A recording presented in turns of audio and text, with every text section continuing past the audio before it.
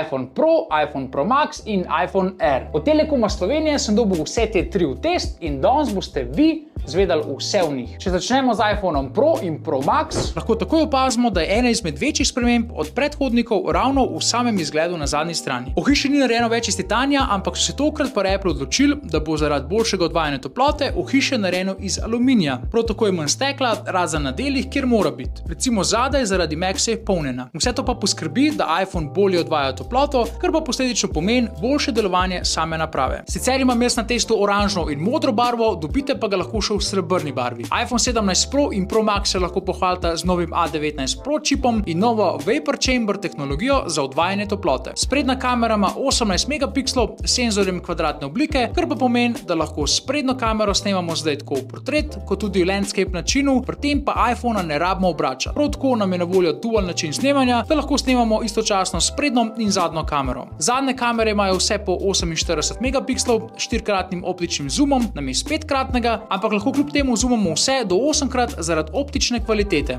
iPhona prijeta z največjo kapaciteto baterij do sedaj, po navedbah naj bi baterija zdržala vse do 38 ur uporabe mobitela. Preden pa gremo na največjo novost iPhone Air, bi kljub temu, da ga na test nisem dobil, omenil še osnovni model iPhone 17. Čeprav izgleda zelo podoben iPhone 16, ima veliko novosti. Nov displej, za katerega imamo opcijo 120 Hz osveževanja, svetilnost do 3000 nitov in antireflektivno zaščito, katera poskrbi za boljšo berljivost do kar 33% pri močni svetlobi. Prav tako so dodali keramični sloj, zaradi katerega je zaslon bolj odporen na praske. Za razliko od Pro modela ga lahko dobimo v 5 različnih barvah. Barva lavandra, mist blue, zeleni sage, črni in beli barvi. A19 čip naredi mobitel za 20% hitrejši od predhodnika, ni pa to vse. Kapaciteto baterije so povečali in nam s tem dodali vsaj 8 ur dodatne uporabe naprave. In zdaj končno pride na vrsto iPhone Air. iPhone Air, kot nam namigne že samo ime, se lahko pohvali z najtanjšim dizajnom med vsemi tremi. Debelina tega iPhona je le 5,6 mm in teža samo 165 gramov. Poleg očitne razlike v debelini in teži pa na njem izstopa tudi zadnja kamera. Čeprav je kamera samo ena, ta s svojimi 48 megapiksli poskrbi za res odlično kvaliteto slik, nič pa ne manjka tudi sprednji kameri, katera je enaka kot pri vseh ostalih modelih. Se pa Air od ostalih modelov razlikuje po tem, da je ohišje narejeno iz titanija, kar je pa po mojem mnenju zelo dobra poteza Appla, ker je kljub svoji tankosti zelo trpežen. Dobimo ga v 4 različnih barvah: modri, črni, beli in zlati barvi. Prav tako uporablja A19 Pro čip in N1 čip za bolj učinkovito delovanje Wi-Fi